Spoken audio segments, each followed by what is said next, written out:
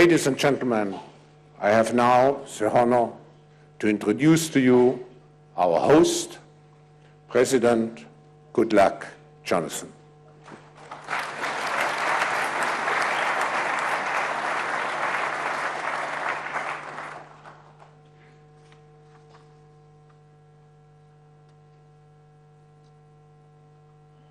Your Excellencies, heads of states and governments are here with us. Let me especially appreciate the presence of our special guest in this occasion, the Premier of China, Li Keqiang, for being here with us. Your Excellencies, former heads of states and government, Professor Claus, other captains of industry, our development partners, diplomats, invited guests, distinguished ladies and gentlemen. As this is the first plenary session of this conference, let me use this unique opportunity to welcome you all to Abuja for this gathering of the World Economic Forum. Nigeria is proud to host this event, the first time the forum is coming to West Africa.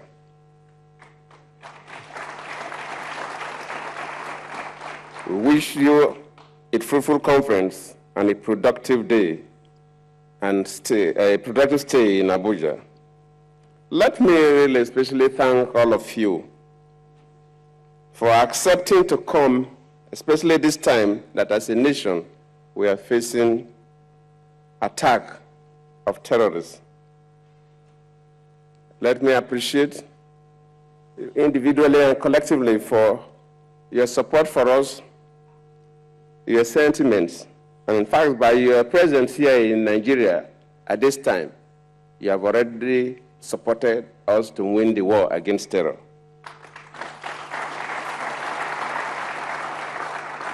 If you had refused to come because of fear, the terrorists would have jubilated and even would have committed more havoc. But you are coming here to support us morally. It's a major blow on the terrorists. And by God's grace, we'll conquer the terrorists. Let me use this unique opportunity to appreciate other countries that have expressed their commitment to help us, especially in terms of rescuing these girls that have disappeared from one of our secondary schools.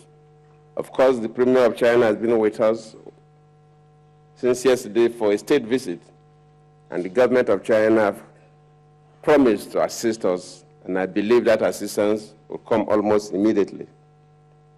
The government of the United States of America, the United Kingdom, and France have also spoken with me and have expressed their commitment to help us resolve this crisis in Nigeria. I believe that the kidnap of these girls will be the beginning of end of terror in Nigeria. Let me also use this opportunity to especially thank the organizers of the World Economic Forum for Africa, Professor Klaus Schwab, thank you, the World Economic Forum in Geneva, and of course the Nigerian Intergovernmental Committee that is has put everything together for us. Looking around the room here, I see my fellow heads of states and government, elder statesmen, a number of them former heads of states and government from around the world, heads of international organizations, and business leaders from across the globe. This is a distinguished gathering, and I am confident that we will have very fruitful and productive conversations as we progress in the next few days. I want to thank the Premier Li Keqiang for his great speech. Of course, you can mark this from the applauses. And of course, especially your first visit to Nigeria. Africans are quite happy with China because you have shown serious commitment in assisting Africa in so many ways. Of course, your speech this afternoon have also shown clearly about your total commitment, and especially considering the theme of this conference, creating jobs and fostering inclusive growth, which is critical in so many ways, critical to the world, critical to Africa, and especially critical to Nigeria. First, the need to create jobs is a global problem.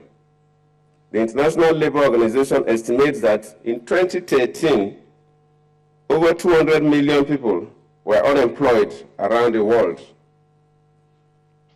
And this includes about 75 million young people between the ages of 15 and 24.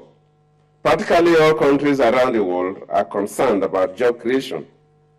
The developed economies, such as the United States of America, the United Kingdom, and the Eurozone countries, are all monitoring their employment numbers very closely to see if their economies are recovering from the recent global recession. In Southern European countries, such as Spain and Portugal, unemployment rates have also remained high in recent years, some cases above 20%. In fact, there have been many reported cases of reverse migration of young graduates from Portugal and Spain who are now moving back to their former colonies, such as Angola, Brazil, and Mozambique, to seek for jobs. In Africa, we have employment challenges. The unemployment rates today stands about 20%. Of course, in Nigeria, it's about 24%. The second point I want to make is that in Africa, the unemployment problem is compounded by a youthful population.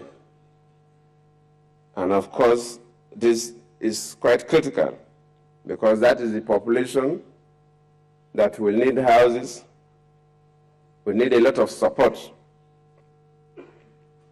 A number of countries are doing very well, and I believe the trend will improve. But in Africa, compared to other continents that the population is aging, that of Africa is growing. On the average age, or if you take the median age of the people we meet in the street in Africa is about 20 years. In Asia, it's about 29 years. In Europe, it's about 40 years. That means that 50% of our population are below 20 years. In that case, African leaders have a lot of challenges. At the age of 20, some of them are still going to school. Some of them are pursuing postgraduate qualifications. That means that we are challenged to provide educational facilities, housing, and of course, health challenges and employment. Demographers are also predicting that this youth population is going to grow even further. McKinsey, the consulting firm, has calculated that an additional 122 million workers will enter Africa's labor force by 2020. And that by 2035, the combined size of the African labor force will be greater than that of most of the heavily populated countries in the world, including China.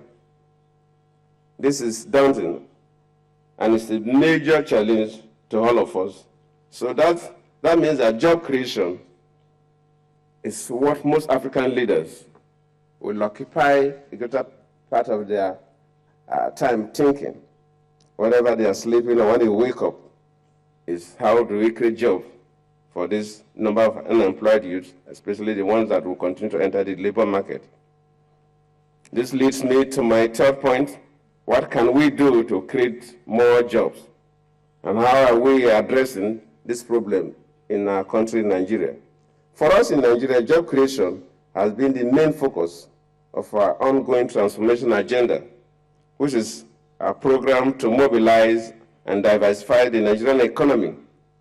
Job creation is one of the concerns that keeps me up at night and has been the main theme of our federal government budget in the recent years.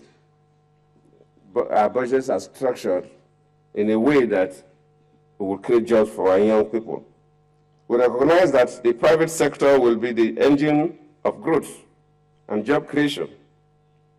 And we are putting in place the necessary conditions to support this the private sector growth, such as ensuring a stable macroeconomic environment, that is low inflation, stable exchange rates, and so on. Investing in critical infrastructure, roads, railways, power sector, the aviation sector, and investing in the development of skills of our people. We have a lot of young people that don't even have the skills, so even if the jobs are there, they may not have the competencies to take these jobs. And that's a major commitment by government to see how young people could be given the skills to take jobs that are available.